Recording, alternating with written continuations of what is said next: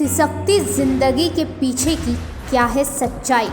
Corona महामारी के बीच lockdown में सभी सरकार अपने प्रवासी मजदूरों के हित में काम कर रही हैं। कई प्रवासी मजदूर जो बाहर फंसे थे उन्हें राज्य सरकार बारी बारी से ला रही है। अपनी ज़मीन पर लौटे मजदूरों की सहायता के लिए सरकार कई कदम भी उठा रही है। उन्हें रोज़गार मुहैया कराने की दिशा में सरकार वचनबद्ध भी है, लेकिन कुछ ऐसी भी तस्वीर हैं जो आपको विचलित कर सकती हैं। इस कोरोना महामारी में उनके दर्द को करीब से देखा गया। जी हाँ, एक बहुत ही गंभीर मुद्दा और गंभीर विषय है झारखंड की सेक्स वर्करों का, जिसमें महिलाओं के अलावा कुछ युवतियां भी हैं। हमारे जनादेश बिहार झारखंड चैनल के रिपोर्टर ने एक एनजीओ की सहायता से इन सेक्स वर्कर महिलाओं और युवतियों की परेशानियों को जानने का प्रयास किया, ताकि हम उनकी परेशानियों और चुनौतियों के बारे में जान सकें। यकीन मानिए, जब आप भी इन महिलाओं की दास्तान सुनिएगा तो आपका भी दिल पसीज जाएगा, आप भी भावुक हो जाइएगा। इन महिलाओं को समाज की जिल्लत सहनी पड़ती है, इसके बावजूद इन्हें अपना पेट पालने के लिए प्रतिदिन जद्दोजहद करनी पड़ रही है। इन महिलाओं के आंसू छलक पड़े जब हमने इनकी ज़िंदगी के बारे में पूछा। आइए हम सुनते हैं और देखते हैं कि जब हमने पूछा कि ज़िंदगी कैसे गुजर रही है तो उनका क्या कहना था। मजदूरी काम करती थी कलकत्ता में, तो वो लोग छेड़छाड़ करता था। हमको कोई दिक्कत होता तो बोलते कि हमको देगा तो काम में लगेगा, नहीं देगा तो काम में नहीं रखेगी। तो 2-3 दिन हम लौट के चल आए, रो रो के रोड से आके मेरा बाल बच्चा बोल रहा है माँ भूख लगा है, क्या करेगी। ना रोया, हम पगला टाइप का हो गया। जब हम बाल बच्चा हम कैसे पढ़ाएगी, कैसे खिलाएगी, कहाँ काम करेगी, ये सोचने लगती थी हमको। लास्ट किसी से मदद मांग रहा है तो कोई मदद नहीं मिल रहा है। फिर से हम दूसरा बार हम काम में चल गया। हम दिया तो मेरा पैसा दिया, नहीं दिया तो पैसा भी नहीं दिया। लास्ट हम रो रो के हम काम करके वो पैसे से बाल बच्चा को खिलाए। लास्ट बाध्य होकर मेरा एक दोस्त है, वो बोला कि चलो मेरे साथ पटना में। हम बाध्य होकर रो रो के हम चल आया, बाल बच्चा फेंक के मेरा मम्मी के पास फेंक के आके हम पटना में काम किया। वहाँ से आया यहाँ कोई मदद करना, देखिए अपना काम करो अपना खाओ, कोई मदद करने वाला कोई आदमी नहीं मिल रहा है। अभी हम लोग ये काम जो करती हैं, ये काम हम लोग शौक से नहीं करती है, हम लोग बहुत मजबूरी से करती हैं। हम लोग का ये काम से कहीं दूसरा काम हम लोग का मिल जाएगा तो हम लोग कर लेंगे। और मेरा देखिए, मेरा तो दूसरा काम कहाँ है, हम तो पढ़ा लिखा नहीं है, हम पढ़ा लिखा नहीं है जो हम कहाँ दूसरा काम करेंगे। अभी हम ही मजबूरी से हम रोती है, अभी तक भी हम रोज़ रात को हम रोती है जो ये काम से हम कब निकल जाएंगे, कब निकल जाएंगे। तमाम सपना तो चूर हो गया है। हम लोग बहुत ही गरीबी से जिए, कहीं घर का काम किए, कहीं बाहर किए, कहीं ऑफिस में किए, कहीं दर दर भटके। शादी हुआ वहाँ नहीं रह पाए, वहाँ बहुत तकलीफ था। फिर किसी के साथ रहे, वो हम लोग को छोड़ दिया, छोटा छोटा बच्चा था तब फिर बच्चे लोग को पढ़ाएं, अपने पैर पर रहें, अपने संघर्ष जी करके बहुत अपने से खुद से सब सफर को जिंदगी को पूरा किए। सेक्स रैकेट की सिसकती जिंदगी की क्या है सच्चाई। हर दिन अपनी ज़िंदगी से जद्दोजहद करती हैं, जिसमें कि इस कारोबार में सिर्फ तिरस्कार ही नसीब होता है। खुद इस दलदल में हैं, जबकि अपने बच्चों को उस शिक्षा दिला रही हैं ताकि इस नरक से आज़ाद हो सके। सेक्स वर्कर भी सम्मान की ज़िंदगी जीना चाहते हैं। राजधानी रांची में बढ़ती जा रही है सेक्स वर्करों की संख्या।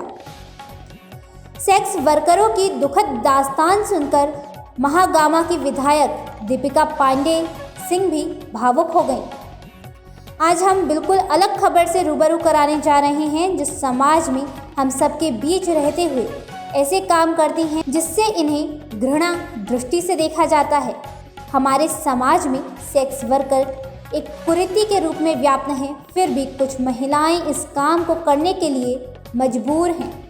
मेरा समाज को बच्चा है, ये नहीं ना है कि चलेगा मेरा, हमको तो कमा के खिलाना है उन लोग को किसी भी हाल से। आखिर क्या है इनकी मजबूरियाँ? इस काम को करने के लिए क्यों है मजबूर? इस दर्द भरी जिंदगी की क्या है कहानी? इसकी दास्तान एवं इन बातों को जानने समझने के लिए जनादेश बिहार झारखंड के पटना ब्यूरो के साथ अमित कुमार रंजन पहुंचे इन सेक्स वर्करों के पास। एक ही जगह कई सेक्स वर्करों से मुलाकात की गई ताकि हम जान सकें समाज के तिरस्कृत इन महिलाओं की कहानी को। ये काम मानने पर है तो अच्छा नहीं है, समाज में नहीं रह पाइएगा, आपको रूम नहीं मिलेगा, किसी से बात नहीं कीजिएगा, कोई गलत सोचेगा यही काम है कि यही काम करके लोग खा सकता है, ऐसा होता है। बाल बच्चा भी जान जाएगा तो बोलेगा कि यही काम करता है, पर पढ़ाई लिखाई कीजिएगा तो अगर बाल बच्चा जानेगा तो कहेगा कि यही काम है, उस पर भी परफेक्ट पड़ सकता है, कहेगा कि मम्मी यही काम करती है। वो तो जिसके पास नहीं है वही समझ पा रहा है कि क्या हो रहा है और क्या नहीं हो रहा है। इतना कष्ट है, बच्चों को पालना, परिवार को पालना, हर चीज को पालना, इतना कष्ट हो रहा है लोगों को ना कि यही लोग जान रही है कि क्या प्रॉब्लम हो रहा है।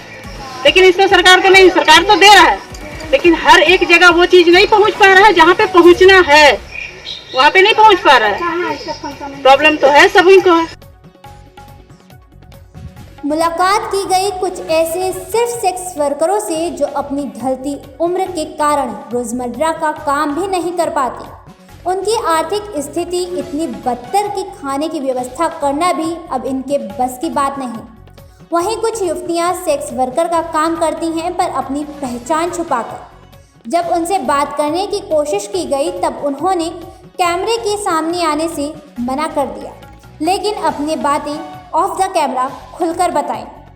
ये युवतियां भी मजबूरी में सेक्स वर्कर का काम करती हैं। हालांकि इनके अंदर भी कई प्रतिभाएं छुपी हुई हैं, पर इनकी प्रतिभाओं और हुनर का उचित मेहनताना नहीं मिलता और ना ही उनकी कद्र होती है। अपने सपने संजोने की उम्र में इन युवतियों के सारे अरमान बिखरते जा रहे हैं। फिर भी उम्मीद की किरण का इंतज़ार है जिससे इनकी ज़िंदगी संवर जाएगी। एक नए सवेरे का इंतज़ार है, एक खुली ज़िंदगी जी पाने की लालसा है।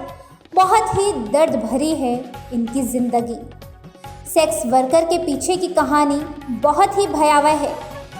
सेक्स वर्कर के पीछे अपने परिवार चलाने की मजबूरी ही सबसे बड़ी है। इन महिलाओं की स्थिति बाहर से कुछ और अंदर से कुछ और नज़र आती है, लेकिन उनके अंदर की ज़िंदगी कुछ और है। अपनी इस दर्द भरी ज़िंदगी में ये महिलाएं आंसू भी नहीं बहा पाती हैं और ना ही अपना दर्द बयां कर पाती हैं। शारीरिक और मानसिक रूप से हर दिन लड़ते हुए अपने परिवार की जिम्मेदारियों को अपने कंधों पर उठाई हुई हैं। ये सच्चाई है सेक्स वर्करों की जो घुटन भरी ज़िंदगी जी रही हैं। उनकी तमाम हसरतें, तमाम ख्वाहिशें दम तोड़ती जा रही हैं। एक अजीब सी घुटन है, एक अजीब सी बेचैनी है। इस दलदल से बाहर आना चाहती हैं, वो भी सम्मान से जीना चाहती हैं। अपनी पहचान छुपा कर नहीं बल्कि सर उठाकर जीना चाहती हैं। वे कोई और काम करना चाहती हैं, लेकिन ऐसी क्या परेशानी है जो इस दलदल से बाहर नहीं आ पा रही। जब इस संबंध में सेक्स वर्करों से बात की गई तो उन्होंने अपनी आपबीती कुछ ऐसी बताई जिससे आपका भी दिल दहल जाएगा। मजदूरी काम करती थी कलकत्ता में, तो वो लोग छेड़छाड़ करता था, हमको कोई दिक्कत होता था बोलते कि हमको देगा तो काम में लगेगा, नहीं देगा तो काम में नहीं रखेगी। तो 2-3 दिन हम लौट के चल आए, रो के रोड से आके मेरा बाल बच्चा बोल रहा है माँ भूख लगा है, क्या करेगी। ना रोया, हम पगला टाइप का हो गया। जब हम बाल बच्चा हम कैसे पढ़ाएगी, कैसे खिलाएगी, कहाँ काम करेगी, ये सोचने लगती थी हमको। लास्ट किसी से मदद मांग रहा है तो कोई मदद नहीं मिल रहा है। फिर से हम दूसरा बार हम काम में चल गया, हम दिया तब मेरा पैसा दिया, नहीं दिया तो पैसा भी नहीं दिया। लास्ट हम रो के हम काम करके वो पैसे से बाल बच्चा को खिलाए। लास्ट बाध्य होकर मेरा एक दोस्त है, वो बोला कि चलो मेरे साथ पटना में। हम बाध्य होकर रो के हम चल आया, बाल बच्चा फेंक के मेरा मम्मी के पास फेंक के आके हम पटना में काम किया। वहाँ से आया यहाँ कोई मदद करना, देखिए अपना काम करो अपना खाओ, कोई मदद करने वाला कोई आदमी नहीं मिल रहा है। अभी हम लोग ये काम जो करती हैं, ये काम हम लोग शौक से नहीं करती है, हम लोग बहुत मजबूरी से करती हैं। हम लोग का ये काम से कहीं दूसरा काम हम लोग का मिल जाएगा तो हम लोग कर लेगी, और मेरा देखिए, मेरा तो दूसरा काम कहाँ है, हम तो पढ़ा लिखा नहीं है, हम पढ़ा लिखा नहीं है जो हम कहाँ दूसरा काम करेंगे। अभी हम ही मजबूरी से हम रोती है, अभी तक भी हम रोज़ रात को हम रोती है, यही काम से हम कब निकल जाएंगे, कब निकल जाएंगे। तमाम सपना तो चूर हो गया है। हम लोग बहुत ही गरीबी से जिए, कहीं घर का काम किए, कहीं बाहर किए, कहीं ऑफिस में किए, कहीं दर दर भटके। शादी हुआ, वहाँ नहीं रह पाए, वहाँ बहुत तकलीफ था। फिर किसी के साथ रहे, वो हम लोग को छोड़ दिया, छोटा छोटा बच्चा था तो फिर बच्चे लोग को पढ़ाएं, अपने पैर पर रहें, अपने संघर्ष जी करके बहुत अपने से खुद से सब सफर को, जिंदगी को पूरा किए। कुछ ने बताया कि अपनों ने ही कुछ ऐसा दर्द दिया कि आज भी उस दर्द को महसूस कर रहे हैं। कईयों के साथ घर में ही ज्यादती की गई। कुछ सेक्स वर्करों ने बताया कि इस काम को छोड़कर दूसरा काम करने गईं तो मालिकों ने ही उनका शारीरिक शोषण कर लिया। जहां भी जाती हैं उनकी पुरानी हिस्ट्री का पता चल जाता है, उनका शारीरिक और मानसिक शोषण शुरू हो जाता है। आप भी सुनिए इन महिलाओं की दास्तान। राजधानी रांची में एनजीओ के रिकॉर्ड के अनुसार लगभग 600 सेक्स वर्कर हैं, लेकिन एक अनुमान के अनुसार अकेले रांची में ही इनकी संख्या 6000 है। वहीं पूरे झारखंड में सेक्स वर्करों की संख्या हजारों में है। मृगनयनी सेवा संस्थान जो सेक्स वर्करों के पुनर्वास का काम करती हैं, वे लगातार इनके पुनर्वास को लेकर कार्य में लगी हैं। कम उम्र की जो महिलाएं इस कार्य में लगी हैं, उनकी काउंसलिंग करती हैं ताकि वे नाबालिग बच्चियों को बचा सकें। संस्था की अध्यक्ष प्रतिमा और सलाहकार आकाश से भी संस्था द्वारा किए जा रहे कार्य को लेकर संवाददाता ने बात की। सेक्स वर्करों के साथ जुड़ के काम कर रहे हैं लगभग 10 साल से। हमने उनकी ज़िंदगी को बहुत करीब से देखा है, जाना है, समझा है कि किस स्थिति में वो इस वर्क में आती हैं, समाज का, प्रशासन का, किस तरह इन सभी परेशानियों को के साथ वो लोग अपना जीवन यापन करती है। लगभग 10 साल से काम कर रहे हैं। 5 साल से खुद का अपना एनजीओ रजिस्टर्ड करके इन लोगों के साथ काम कर रहे हैं। तो लगभग 600 लोगों तक हम लोग पहुंच गए हैं और इसकी संख्या 6000 तक भी जा सकती है। हम लोग प्रयास कर रहे हैं कि सब तक पहुंचे और सबकी समस्या को सुने कि क्या है, क्या समाधान इसका किया जा सकता है। और उन सभी बहनों को हम लोग जागरूक भी करते हैं जाके कि कैसे उनको सेफ्टी यूज़ करके काम करना चाहिए। तो कहीं ना कहीं इनके बारे में विचार करना चाहिए। और महिला सशक्तिकरण वाले जितने भी लोग हैं, सभी से मैं अनुरोध करना चाहूँगी कि ये भी हमारे अंग हैं, प्रकृति का एक अंश है, इनके बारे में भी सोचें। कोरोना आने के बाद इनका प्रॉब्लम पता चला, नहीं तो ऐसे तो इनकी समस्या बहुत ज़्यादा है, क्योंकि ये सामाजिक रूप पर बहिष्कृत है। सवाल सबसे बड़ा ये है कि अगर हम इनके पुनर्वास की बात करते हैं तो सरकार इनका पुनर्वास कर भी देती है तो सामाजिक तौर पर इनको स्वीकार नहीं किया जाएगा। और मेरा जो पूरा मकसद है या मेरी टीम जो पूरा काम कर रही है, इनका जो सामाजिक बहिष्कार है, जो सोशल डिस्टेंसिंग इनके साथ पहले से रखा गया है, वो चीज़ें ख़त्म होने और ये भी शान से, बाकायदा बिना चेहरा छुपाए शान से ये अपने समाज में रह सके। ये महिलाएं जब रिटर्न होने की बात करती हैं तो इनका सामाजिक दोहन होता है। ये कहीं भी काम करने जाएंगी, अगर ये अपना पहचान बताकर काम करने जाएंगी कि मैं एज ए सेक्स वर्कर, मैं पहले सेक्स वर्कर थी, तो वहाँ भी फिर इनका दोहन होगा। तो ये जो मानसिकता है कि उससे हमको इनको निकालना है, अभी मैं पूरा उसी में लगा हूँ।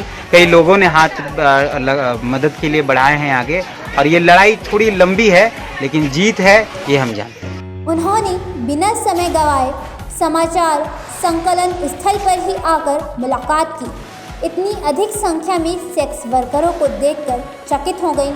उन्होंने उन सभी से बातचीत की और हर संभव मदद का आश्वासन दिया।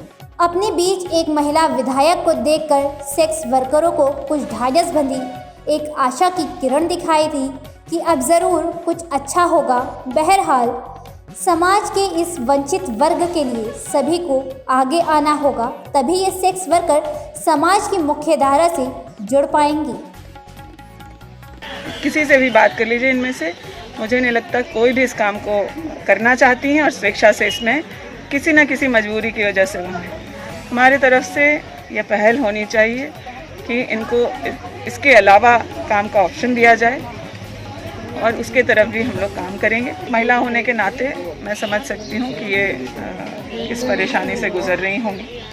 मैं भी चाहती हूँ कि ये भी सम्मान का जीवन जैसे हम लोग जी रहे हैं वो जिए। उसमें कुछ भी अगर हम योगदान कर पाएंगे तो मैं खुशनसीब समझूँगी। सरकार का हिस्सा होने के नाते समाज के सभी वर्ग की जिम्मेदारी अभी के सरकार की है। इनकी परेशानियों को जानकर समझकर मैं इसके बारे में अपने पार्टी के अंदर विधायक दल के नेता और प्रदेश अध्यक्ष के साथ तो रखूंगी, साथ ही साथ मुख्यमंत्री जी का भी ध्यान इन लोगों की तरफ दिलाने का काम करेंगे। व्यक्तिगत तौर पर आज कुछ राशन और मास्क, साबुन और महिला कांग्रेस का एक कार्यक्रम भी चल रहा है, सैनिटरी नैपकिन गरिमा नाम से कार्यक्रम चल रहा है जिसमें हम महिलाओं को सैनिटरी नैपकिन भी बांट रहे हैं। तो इन सब चीज़ों के साथ मैं इन लोगों के बीच इन लोगों के बीच में आए हैं। इनको भी काफ़ी परेशानियां होती हैं। ये भी एक इंसान है, मानव है। और जिस प्रकार से विधायक हमारे दीपिका जी के साथ में हम लोग यहाँ पर लोगों को जागरूक कर रहे हैं और सैनिटरी पैड और जो ज़रूरत की चीज़ें हैं, मास्क वगैरह है, ये चीज़ बांटने का जो वितरण हो रहा है, ये निश्चित रूप से अच्छा काम है। और सोशल डिस्टेंसिंग में लोगों के बारे में बताया गया है कि आपको सोशल डिस्टेंसिंग क्या है, कोरोना बीमारी क्या है, इसके बारे में लोगों को बताया गया है। और ख़ास तौर पर इन महिलाओं पर मुझे लगता है कि सरकार को भी ध्यान देना चाहिए। कुछ ऐसा इन पर जो कानून बनता है, कानून के तहत भी इनको जो सुविधाएँ हैं उनको मिलनी चाहिए। और साथ साथ हम लोग और भी बैठ करके, आज पहली बार हम लोगों के बीच में आए हैं, इन लोगों के बीच में हम लोग आकर के कभी और भी इस तरह की कोई परेशानी होगी हम लोग बैठ करके शेयर करेंगे और मुख्य धारा से हम लोग कैसे जोड़ें इनको, कैसे रोजगार है उन लोगों को दिलाएं। पटना ब्यूरो के साथ अमित कुमार रंजन की रिपोर्ट।